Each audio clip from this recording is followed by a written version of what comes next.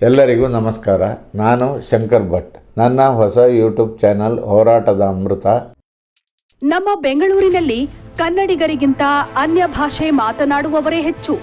ಭಾಷೆಯ ವಿಚಾರವಾಗಿ ಆಗಾಗ ಗಲಾಟೆಗಳು ಆಗುತ್ತಿರುತ್ತವೆ. ಈ ಹಿನ್ನೆಲೆಯಲ್ಲಿ ಕನ್ನಡ ಅಭಿವೃದ್ಧಿ ಪ್ರಾಧಿಕಾರ ಕ್ರಮವೊಂದನ್ನ ಕೈಗೊಂಡಿದೆ. ರಾಜಧಾನಿ ಬೆಂಗಳೂರಿನಲ್ಲಿ ಕನ್ನಡ ಮಾತನಾಡುವವರ ಸಂಖ್ಯೆ ಕಡಿಮೆ. ಅನ್ಯ ಭಾಷಿಕರೇ ತುಂಬಿರುವ ಬೆಂಗಳೂರಿನಲ್ಲಿ ಕನ್ನಡವನ್ನ ಉಳಿಸುವ, ಬೆಳೆಸುವ ಪ್ರಯತ್ನಕ್ಕೆ ಬಿಬಿಎಂಪಿ ಹಾಗೂ ಕನ್ನಡ ಪ್ರಾಧಿಕಾರ ಮುಂದಾಗಿದೆ. ನಗರದಲ್ಲಿರುವ ಅನ್ಯ ಭಾಷಿಕರಿಗೆ ಕನ್ನಡ ಕಲಿಸುವ ಮಹತ್ವದ ತೀರ್ಮಾನವನ್ನ ಪಾಲಿಕೆ ಮತ್ತು ಕನ್ನಡ ಪ್ರಾಧಿಕಾರ ತೆಗೆದುಕೊಂಡಿದೆ. ವಾರಕ್ಕೆ 3 ದಿನ 1 ಗಂಟೆಯಂತೆ ತಿಂಗಳಿಗೆ 36 ಗಂಟೆಗಳಲ್ಲಿ ಕನ್ನಡವನ್ನ ಕಲಿಸಿಕೊಡುವ ಬಗ್ಗೆ ಚಿಂತನೆ ನಡೆದಿದೆ. ಇದಕ್ಕಾಗಿ ಪಾಲಿಕೆಯ ಜೊತೆಯೂ ಕನ್ನಡ ಪ್ರಾಧಿಕಾರ ಮಾತುಕತೆ ನಡೆಸಿದೆ. ಪ್ರತಿನಿತ್ಯ ಬಳಸುವ ಕನ್ನಡ ಪದಗಳು, ವಾಕ್ಯಗಳನ್ನ ಸರಳವಾಗಿ ಹೇಳಿಕೊಡಲಾಗುತ್ತೆ.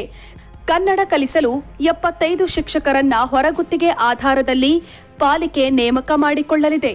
ಕನ್ನಡ ಪ್ರಾಧಿಕಾರದಿಂದಲೂ ಖಾಸಗಿ ಕಂಪನಿ, ಇತರೆ ಜಾಗಗಳಲ್ಲಿ ಕೆಲಸ ಮಾಡುವವರಿಗೆ ಕನ್ನಡ ಕಲಿಸುವ ಕೆಲಸವನ್ನ ಮಾಡಲಾಗುತ್ತೆ.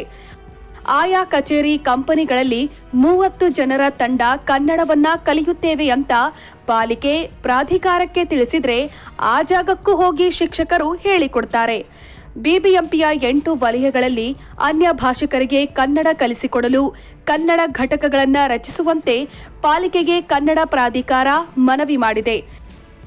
ಕನ್ನಡ ಕಲಿಕೆಗೆ ಪ್ರತ್ಯೇಕ ಪಠ್ಯವನ್ನು ತಯಾರು ಮಾಡಿದೆ. ಇದಕ್ಕೆ ಸಮ್ಮತಿ ಸೂಚಿಸಿರುವ ಬಿಬಿಎಂಪಿ ಈ ಕುರಿತು ತನ್ನ ಇಲಾಖೆಯ ಅಧಿಕಾರಿಗಳೊಂದಿಗೆ ಚರ್ಚಿಸುವ ನಿರ್ಧಾರಕ್ಕೆ ಬಂದಿದೆ.